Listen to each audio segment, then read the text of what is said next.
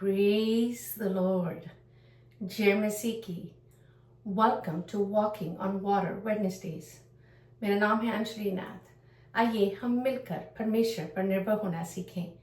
आज हम अपनी बातचीत को या बाइबल स्टडी को जो हम एस्तर की पुस्तक की कर रहे थे उसे कंटिन्यू करेंगे। आज हम चौथे चैप्टर से शुरू करेंगे, वर्स 1 to 3 से लेकर, दैट टॉक्स अबाउट लमेंट, अफसोस करना। आइए हम रिकैप में देखते हैं चैप्टर 1 to 3 में क्या हुआ है।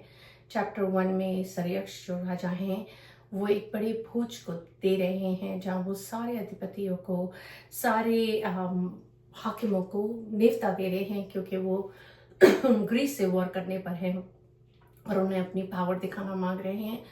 और वो जब सारे आते हैं उनके बीच में वो अपनी रानी वश्ती से कोई ये हुक्म देते हैं कि वो सिर्फ अपने मुकुट को पहन के उनके सामने प्रकट हो, क्योंकि वो नशे से भरे हुए हैं। और रानी उस चीज़ के लिए मना कर देती हैं और इसके बजाय वो उनको डिथ्रोन करने का निश्चय लेते हैं, उन्हें पटरानी के पद से हटाने का निश्चय लेते हैं। अब हम दूसरे अध्याय में जाते हैं, जब नई पटरानी की खोज हो रही है और सारी कुंवारियों में हम फिर देखते हैं मोर्दके और एस्तर का मेंशन पहली बार आता है। जो मोर्दके यहूदी हैं और उनकी चचेरी बहन एस्तर को वो भेजते हैं उन कुंवारियों में से एक के राजा उन्हें सिलेक्ट कर पाए for the new queen instead of वश्ती।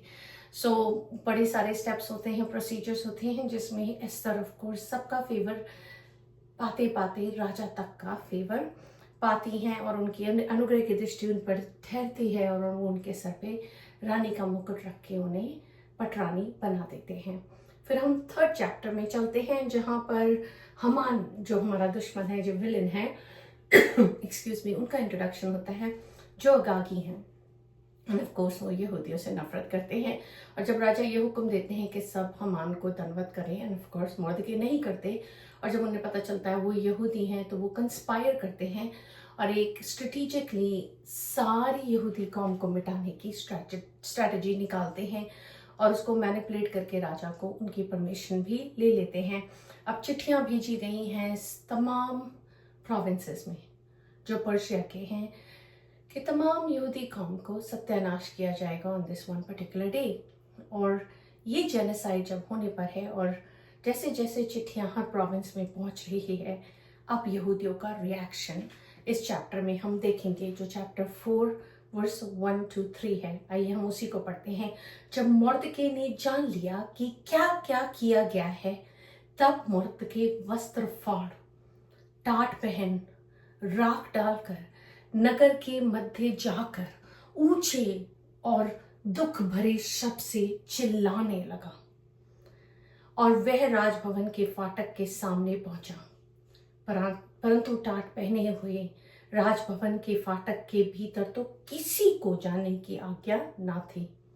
एक एक प्रांत में जहां जहां राजा की आज्ञा और नियम पहुंचा, वहां वहां यहूदी बड़ा विलाप करने और उपवास करने और रोने पीटने लगे, वरन बहुत तेरे टाट पहने और राख डाले हुए पड़े रहे। वो लोग शोक कर रहे हैं, मौन कर रहे हैं फॉर इस एडिक्ट जो निकली है उनके against.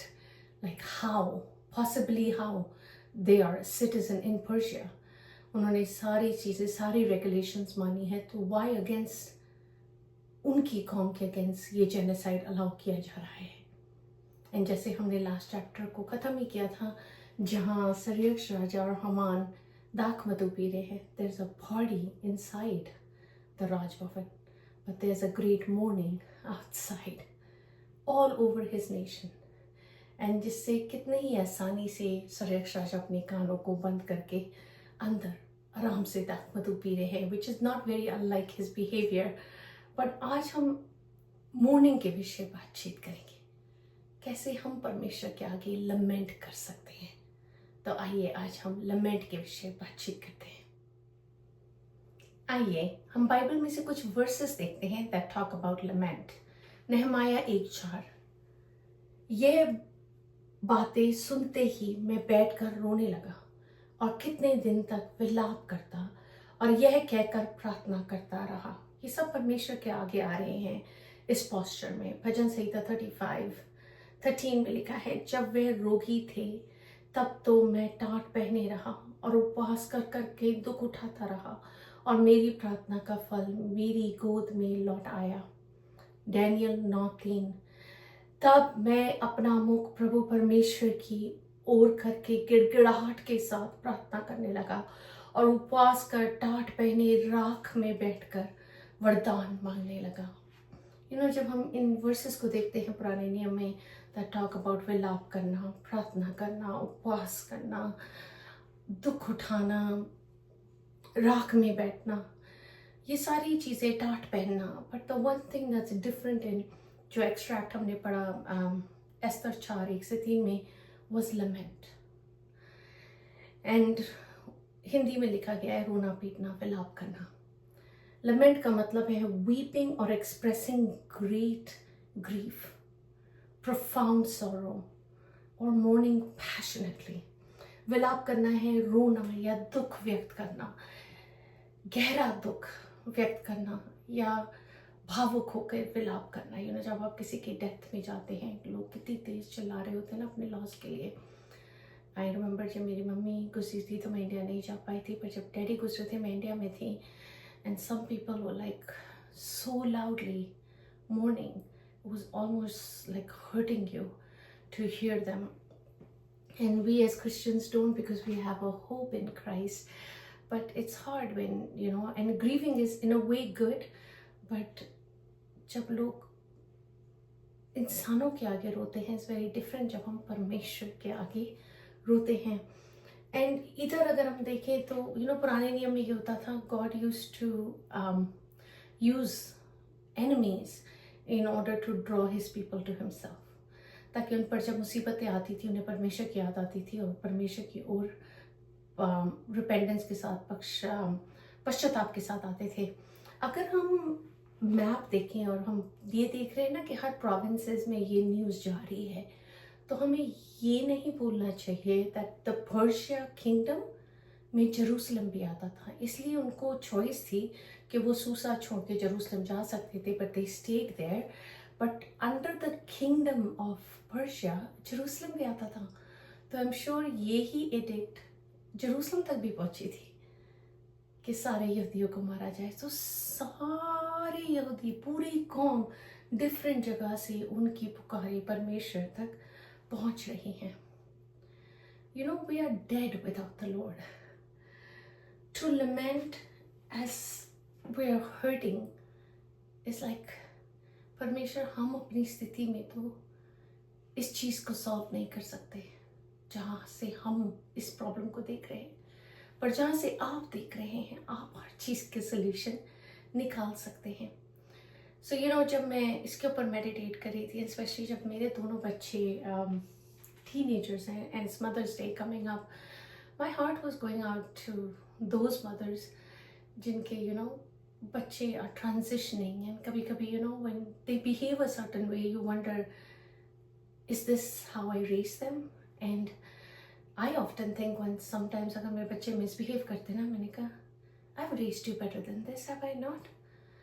And it hurts and you feel like लमेंटिंग। And the other day जब मैं प्रार्थना कर रही थी and I am lamenting to God and I am like, क्यों परमेश्वर ऐसा क्यों हो रहा है? ऐसा क्यों नहीं है कि ये अपने विजडम को यूज़ कर पा रहे? And God give me the story of हैना and I was blessed and I was like, okay, she gave her child to God. And परमेश्वर ने शमूएल को जो बनाया वो आप और हम दोनों ही जानते हैं, what a prophet he was for the prayers of his mother. Same way हमारी प्रार्थनाएं भी परमेश्वर के आगे पहुंचती है। हमारा रोना पीटना, हमारा विलाप करना, हमारा आंसू बहाया जाना, सब कुछ परमेश्वर कुप्पियों में संभाल कर रखते हैं। And we are praying for their return, we are praying कि वो परमेश्वर की आत्मा से समझ सकें कि क्या सही है क्या गलत है, and drawing the right boundaries. So repentance is not really a punishment. So जब हम परमेश्वर के साथ सामने जाके अपनी गलतियों के लिए पश्चाताप करते हैं, it's not really a punishment, पर हम करते हैं क्योंकि it's an invitation for restoration. हम परमेश्वर को अलाउ करते हैं, उनकी स्पिरिट को अलाउ करते हैं कि वो बयान से बाहर हमारे लिए प्रार्थना है. जिन चीज़ों के लिए, जिन बातों के लिए हमें प्रार्थना करनी है, हम आई भर भर कर उन चीज़ों के लिए प्रार्थना कर पाते हैं. And it's only through the help of the Holy Spirit, the helper that Jesus has given us. And as a challenge, हम इस आने वाले हफ्ते कोशिश करें, रिपेंट करें. पवित्र आत्मा को उन चीज़ों को हमारे को दर्शाने दें जिन चीज़ों के प्रति हमें परमेश्वर से माफ़ी मांगने की ज़रूरत है. Because that opens spiritual doors and freedom comes through those doors. We need to tear our hearts like जहाँ जैसे वो अपने कपड़े फाड़ रहे हैं ना, ऐसे ही हमें अपने हृदयों को परमेश्वर के आगे इस रीति खोलना है. Be so transparent. जो भी हम हैं परमेश्वर, that's who you made us, that's who we are. हम गलतियाँ करते हैं पर अंदर से प्रभु हम अफसोस करते हैं क्योंकि that's not who we are made to be. We are made to be in your image. So, and God has a very caring and merciful heart. जिसके विषय हम नेक्स्ट टाइम बात करेंगे. He is full of mercy and grace. वो तो चाहते हैं कि जब हम रिपेंटेंस में आए, एक माँ की तरह प्रभु शांति देता है.